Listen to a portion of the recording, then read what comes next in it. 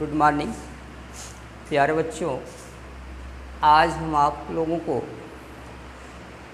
कक्षा 11 के विद्यार्थी को जीव विज्ञान का पहला चैप्टर जो चल रहा है, इस चैप्टर का टॉपिक है बायोडाइवर्सिटी इन वर्ड्स, जीव जगत में विविधता।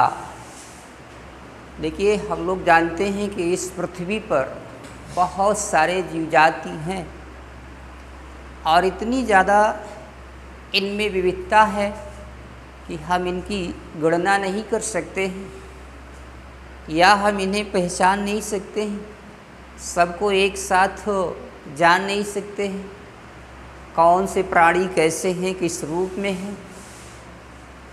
लगभग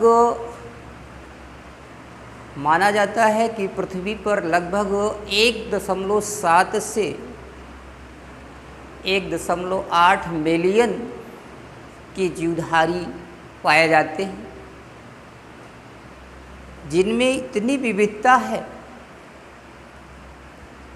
कि हम उन्हें पहचान नहीं सकते।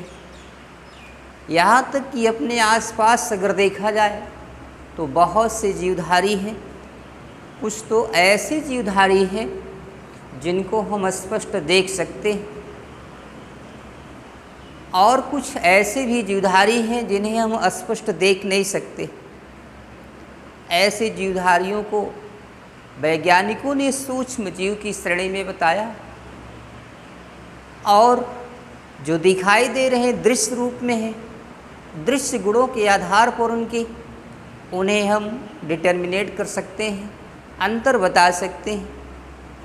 और इस अंतर को स्पष्ट करने के लिए, इस विविधता को पहचानने के लिए वैज्ञानिकों ने अथक प्रयास किया और अथक प्रयासों के बावजूद जो है इन्हें कुछ ऐसे समूहों में बांटा और इन समूहों में विशेष करके समानता प्रदर्शित करने वाले या फिर उनमें से जो बहुत भिन्न है उनको अन्यत्र किसी समूह में, छोटे बड़े समूहों में व्यवस्थित किया गया और व्यवस्थित करने के पश्चात ही इन्हें पहचान करने में विशेष प्रकार से इनका नामकरण होना आवश्यक है।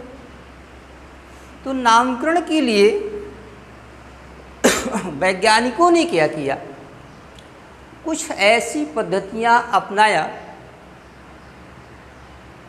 सबसे पहली बात तो इन जीवधारियों को, जैसे हम पहले बता चुके हैं कि जिनमें पर्णहरिम क्लोरोफिल होता है, जो प्रोड्यूसर की भांति होते हैं यानी उत्पादक की भांति होते हैं, इन्हें पादप समूहों में वर्गीकरण किया गया, बांटा गया। और जिनमें ऐसी प्रक्रिया नहीं है, क्लोरोफिल नहीं है, पर्णहरिम नहीं है, उनको जो है जंतु की श्रेणी में रखा गया। इसके लिए ICVN इंटरनेशनल एक रूलिंग बनाया गया। ICVN और एक है ICZN। यहाँ पर international conservation of botanical nature से दिया गया है, नेशनल, और इसके बाद ये है जूलॉजिकल नेचर से दिया गया है। तो दोनों को क्या किया गया, सिस्टम में व्यवस्थित किया गया। और इनमें अगर देखा जाए पौधों में या जंतुओं में, इन सब में भी विविधता है और इस विविधता को स्पष्ट करने के लिए सबसे पहले वैज्ञानिकों में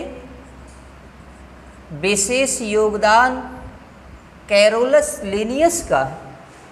कैरोलस लिनियस ने इन जीवों की विविधता को देखते हुए इनमें कुछ समानताएं जो पाई जाती हैं, इन समानताओं के आधार पर इन्हें जो है कुछ जेनरा, जेनस और स्पीशीज अर्थात वंश और जाति के रूप में इन्हें पहचान किया और इसके बाद इनका नामकरण करने के लिए प्रयास किया।